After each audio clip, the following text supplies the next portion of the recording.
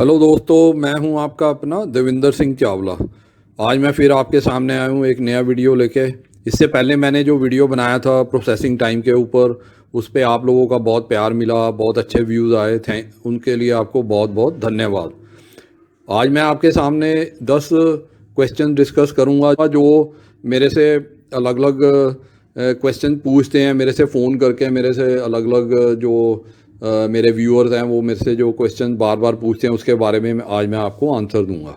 तो पहला क्वेश्चन जो ज़्यादा काफ़ी लोग पूछते हैं वो ये है कि उन्होंने जो फ़ाइल अप्लाई की हुई है ऑलरेडी टूरिस्ट वीज़ा के लिए, तो उसके लिए वो पूछते हैं कि मेरा रिप्लाई कब आएगा, मेरा एम्बेसी से रिज़ल्ट कब आएगा।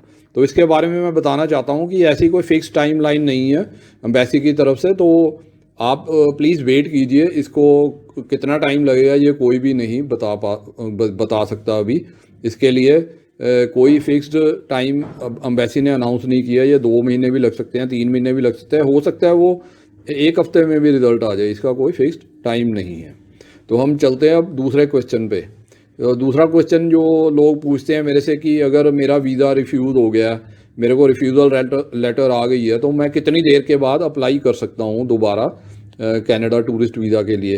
तो इसके बारे में मैं आपको ये आंसर देना चाहता हूँ कि आप कभी भी अप्लाई कर सकते हैं। ऐसा कोई फिक्स टाइम नहीं है कि आप इतने दिन के बाद अप्लाई कर सकते हैं या इतने महीने के बाद अप्लाई कर सकते हैं। ऐसा कुछ नहीं है। अगर आपको सिर्फ एक रिफ्यूज़ल लेटर मिला है तो आप अगले दिन भी अप्लाई कर सकते हैं।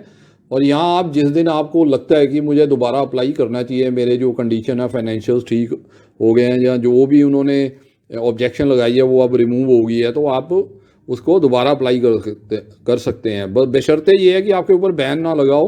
अगर आपके ऊपर बैन लग गया तो फिर आप अप्लाई नहीं कर सकते दोबारा। आप जब तक वो बैन हटता नहीं है तब तक आप नहीं अप्लाई कर सकते। अगर सिंपल रिफ्यूज़ल लेटर है तो आप कभी भी दोबारा कनाडा टूरिस्ट वीज़ा के लिए दोबारा फाइल अप्लाई कर सकते हैं। तो अब हम चलते हैं तीसरे क्वेश्चन पे। तो तीसरे क्वेश्चन में क्या ज़्यादातर लोग पूछते हैं कि मेरा बायोमेट्रिक हो गया तो अब मेरा पीपीआर कब आएगा, मैंने पासपोर्ट कब सबमिट करना है। तो इसके बारे में मैं बताना चाहता हूँ कि बायोमेट्रिक के बाद जब तक आपको पीपीआर की लेटर नहीं आती, पीपीआर मतलब पासपोर्ट रिक्वेस्ट कहते हैं उसको, जब तक वो नहीं आता आपके जीसी की अकाउंट में तब तक आपने पासपोर्ट सबमिट नहीं करना होता। जैसे ही पीपीआर आता है तो उसके बाद आपने वीएफएस में पासपोर्ट सबमिट करना होता है स्टैंपिंग के लिए। तो इसके बाद हम चलते हैं चौथे क्वेश्चन पे। चौथा क्वेश्चन ये है कि आजकल क्या है कि सभी को वैक्सीनेशन लगवाना ज़रूरी है। तो वो कौन सा वैक्सीनेशन है जो चलता है, ये तो अब एक आम बात है, सभी को पता है कि कोविशील्ड वैक्सीन है जो वो सभी कनाडा के टूरिस्ट वीज़ा के लिए वैलिड है। तो वही वाला आपने लगवाना है, कोवैक्सीन नहीं लगवाना। सिर्फ कोविशील्ड आप जो है वो वैलिड वैक्सीनेशन माना गया है कनाडा में ट्रैवल करने के लिए। तो उसके लिए आपने उससे ही वैक्सीनेशन करवानी है। तो अब हम चलते हैं पाँचवें क्वेश्चन पे।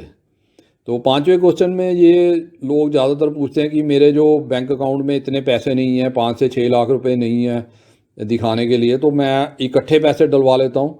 तो देखिए, ऐसी गलती नहीं करनी है आपने।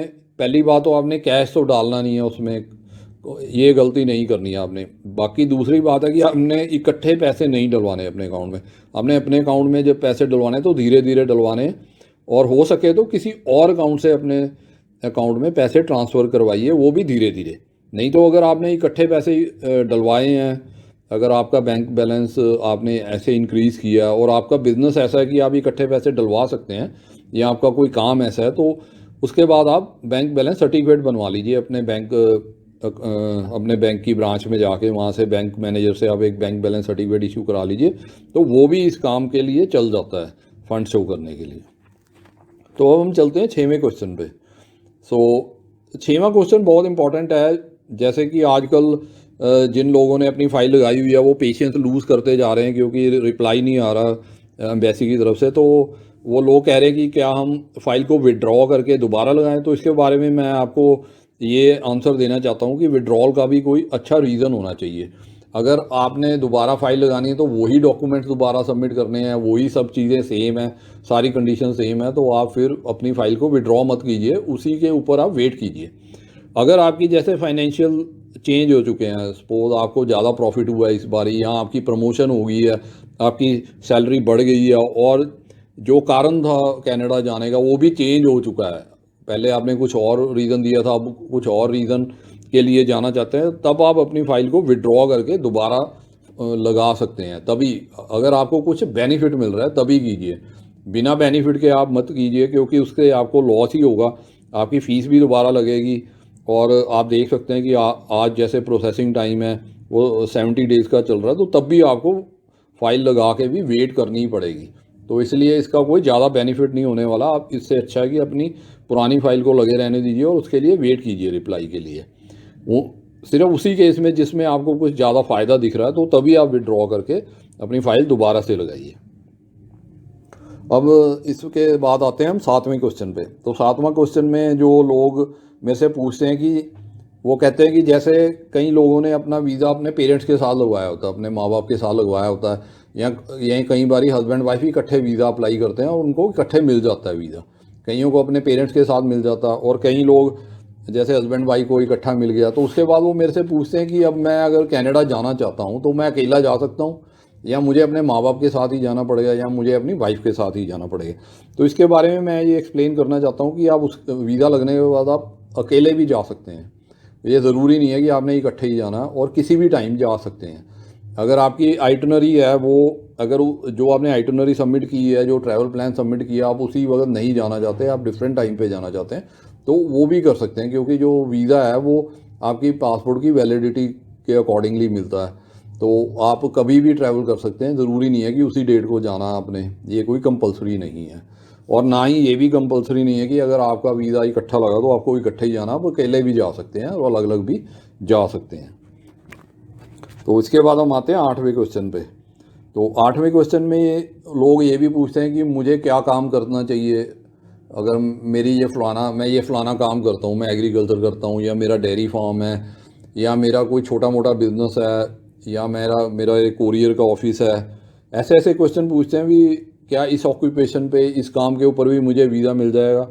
और जो इसका ये आंसर है कि आप कोई भी काम करते हो, आप चाहे कोई काम नहीं भी करते हो, अगर आपकी इनकम अच्छी है और अगर आपके पास बैंक स्टेटमेंट अच्छी है, और आपका अगर आप ये कोई काम करते हैं तो वो रजिस्टर्ड होना चाहिए, उसके आपके पास कागज़ होने चाहिए, और आपका जो आपके पास आईटीआर होनी चाहिए, तो आप कनाडा का वीज़ा अप्लाई कर सकते हैं और कनाडा घूमने जा सकते हैं। तो इसमें कोई ऐसी बात नहीं है कि आप अगर हेयर ड्रेसर हैं, या आप एक ब्यूटी पार्लर चलाते हैं, या ब्यूटीक चलाते हैं, या एक फ़ोटोग्राफ़र है, या एक कोरियर का ऑफिस चलाते हैं, इससे कोई फ़र्क नहीं पड़ता आप क्या काम करते हैं। आप चाहे डेयरी फार्मर है, चाहे आप एक एग्रीकल्चरिस्ट है, इससे कोई फ़र्क नहीं पड़ता। चाहे आपके पास गवर्नमेंट जॉब है, चाहे प्राइवेट जॉब है, इससे कोई फ़र्क नहीं पड़ता।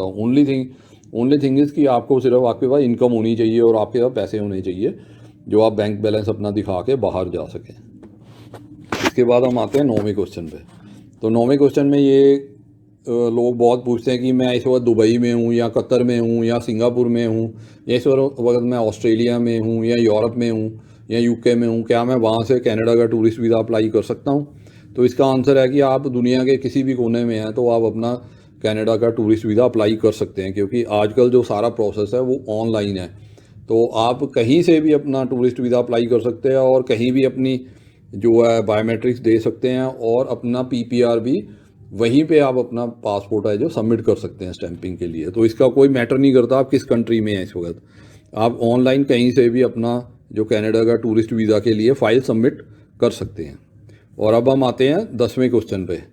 तो 10वां क्वेश्चन यही है कि ये जो ज़्यादातर लोग जब भी फ़ाइल सबमिट करने आते हैं तो ये पूछते हैं कि कौन से मेन डॉक्यूमेंट है जो वीज़ा ऑफिसर चेक करता है। देखिए, वीज़ा ऑफिसर तो आपकी सारी फाइल ही चेक करता है, तो उनमें से जो मेन डॉक्यूमेंट ये है कि आपकी आईटीआर, आपकी बैंक स्टेटमेंट, और आपकी जो प्रोफेशनल पेपर्स हैं। प्रोफेशनल पेपर्स मतलब जो आप काम करते हैं उसके पेपर्स चेक किए जाते हैं, और उनके बीच में जो तालमेल है वो देखा जाता है कि जो आप कह रहे हैं वो सच है। क्योंकि देखिए, जो लोग जॉब करते हैं तो उनकी जो जॉब प्रोफाइल है, तो उनकी जो स्टेटमेंट है एक जॉब करने वाला जो व्यक्ति होता है उसकी तरह होनी चाहिए। अगर आप एक बिजनेसमैन शो करते हैं आपको, तो आपकी जो बैंक स्टेटमेंट है वो एक बिजनेसमैन की जो बैंक स्टेटमेंट है उसके जैसी होनी चाहिए। तो इन चीज़ों को वो जो वीज़ा ऑफिसर है वो बहुत अच्छे से चेक करते हैं कि आपकी जो बैंक स्टेटमेंट, आपकी आईटीआर और आपका जो काम करते हैं वो उसमें तालमेल है, उसमें वो एक दूसरे से मैच कर रहे हैं, तो तभी वो आपको वीज़ा ऑफ़र करते हैं। तो इन चीज़ों का आप ध्यान रख के अपनी कनाडा की टूरिस्ट वीज़ा की फ़ाइल लगा सकते हैं। तो उम्मीद करता हूँ कि आपको जो भी मैंने इसमें क्वेश्चन डिस्कस किए हैं, आपको उनसे आप आंसर मिले होंगे और आपके जो डाउट्स हैं वो क्लियर हो गए होंगे। और अगर मन में फिर भी डाउट है या कोई क्वेश्चन है, आप मेरे को मेरे फ़ोन नंबर पे कॉल करके आप मेरे से बात कर सकते हैं और अपना क्वेश्चन का आंसर ले सकते हैं। और अगर नहीं तो आप अपना जो क्वेश्चन है नीचे कमेंट सेक्शन में डाल दीजिए, मैं उसका आंसर दूंगा।